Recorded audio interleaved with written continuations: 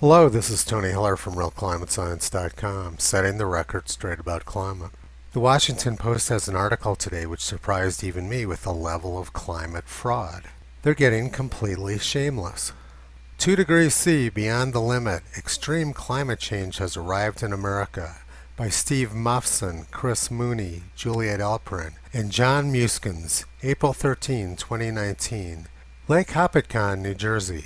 Before climate change thawed the winters of New Jersey, this lake hosted boisterous wintertime carnivals. As many as 15,000 skaters took part, and automobile owners would drive onto the thick ice.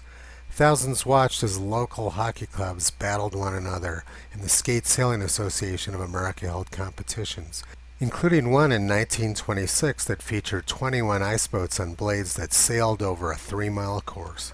In those days, before widespread refrigeration, workers flocked here to harvest ice. They would carve blocks as much as 2 feet thick, float them to giant ice houses, sprinkle them with sawdust, and load them onto rail cars bound for ice boxes in New York City and beyond. Those winters do not exist anymore, says Marty Kane, a lawyer and head of the Lake Hopatcong Foundation. Now we're going to take a look at those claims. There aren't a lot of United States Historical Climatology Network stations in New Jersey, so I made this graph of all the stations in New Jersey, New York, and Pennsylvania combined. And this shows the average daily temperature at those stations since 1895. The 3 warmest years in those states were 2012, 1921, and 1998. The coldest year was 1917. This year so far has been the 4th coldest on record. The year mentioned in the Washington Post article is 1926, which was the 3rd coldest year on record in that region. And it came 5 years after one of the warmest years on record. The years after 1926 during the 1930s were all very warm. The article made it sound like cold winters were normal in that region back around 1926. But there was a tremendous amount of variability, and many of the winters back then were actually very warm. Cold winters like 1926 actually occurred less than once per decade. Now let's look specifically at winter nighttime temperatures in New Jersey, New York, and Pennsylvania. This is the percentage of cold winter nights at all the United States Historical Climatology Network stations in that region. 1926 did indeed have a large number of cold nights, but not as many as they had in 2014, 2015, and many other years.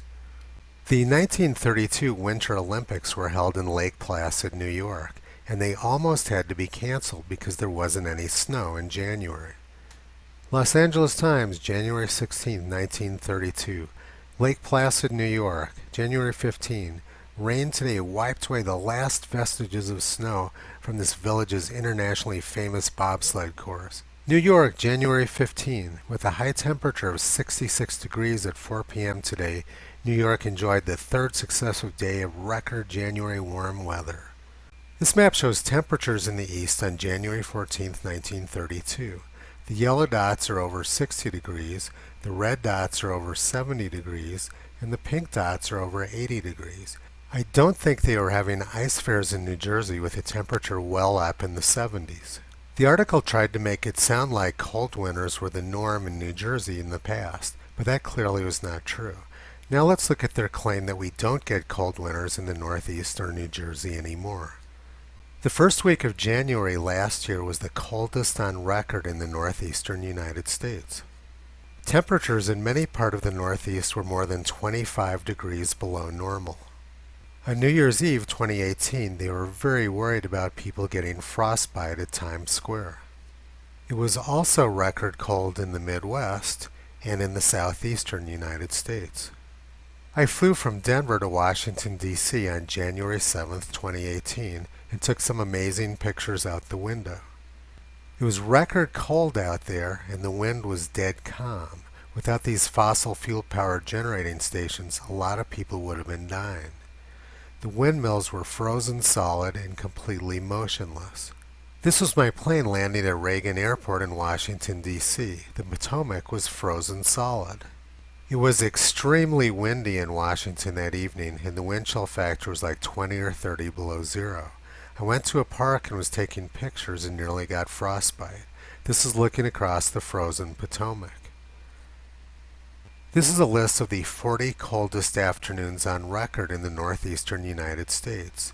3 of them occurred last year during the first week of January.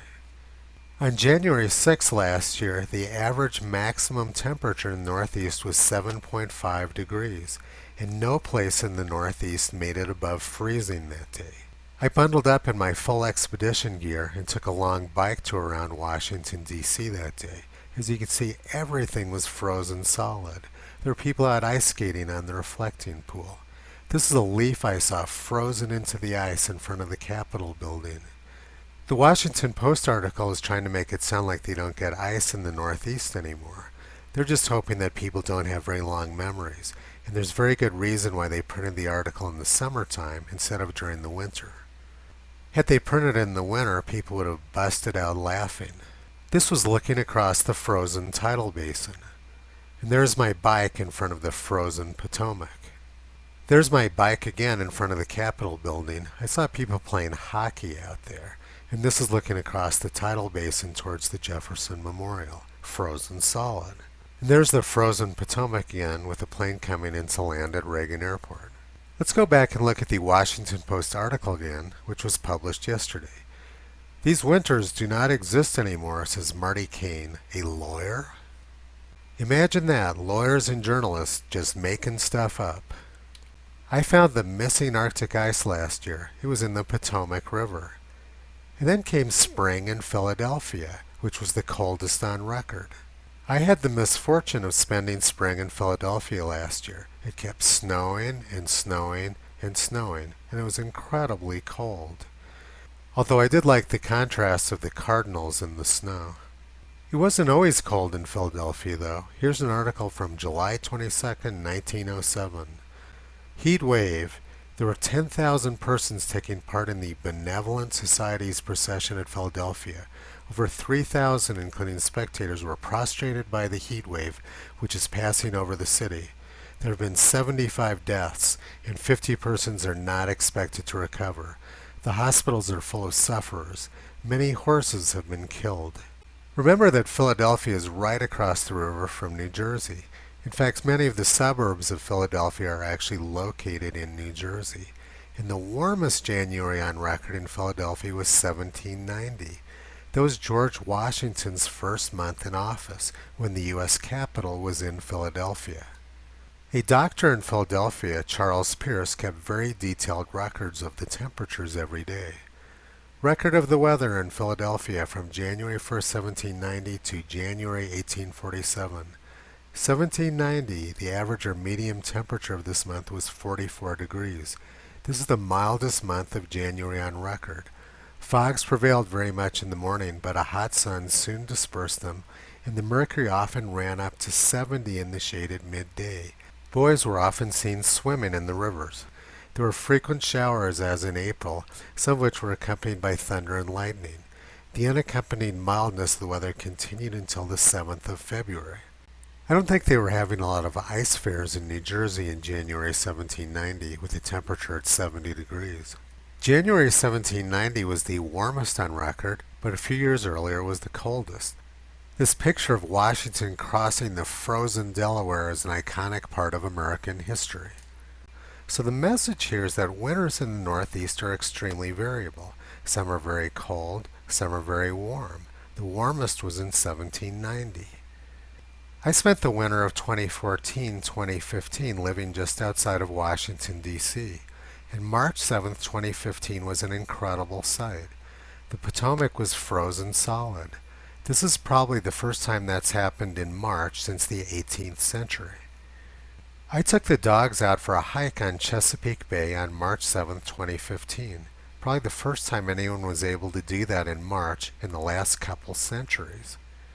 And the previous winter, 2013-2014, may have been the coldest on record in the northeastern United States. In fact, winters have been so cold in the Midwest and the Northeast in recent years that climate alarmists have started blaming all the cold weather on global warming, the polar vortex scam. This has been a fairly typical pattern in recent winters. Canada in the deep freeze, and a lot of the United States in the deep freeze too. There's a reason why the Washington Post put out this article in August, because they're hoping that their readers have very short memories and they just don't remember what was going on the last few winters. This year on January 31st, Illinois set their all-time cold temperature record of minus 39 degrees Fahrenheit. In fact, they had 2 days in a row of all-time record cold. This was Chicago on January 31st of this year, and the Washington Post says, we just don't get cold winters anymore. Climate insanity is the norm at the Washington Post. This is one of my favorite articles from 2012 when they predicted cherry blossoms starting to bloom in January, back when people were ice skating in front of the Capitol building. Well, there's the cherry trees in January 2018. I didn't see any blooms on them that day. I did get to see the cherry blossoms this year in April. It was incredibly cold that morning, but it warmed up a little bit in the afternoon and wasn't too bad. The Washington Post is hoping that their readers aren't very bright and have very short memories, and that's probably true for most of them. Visit Toto on the web at realclimatescience.com. He's been pulling back the curtain on junk science, propaganda, and organized crime for a long time.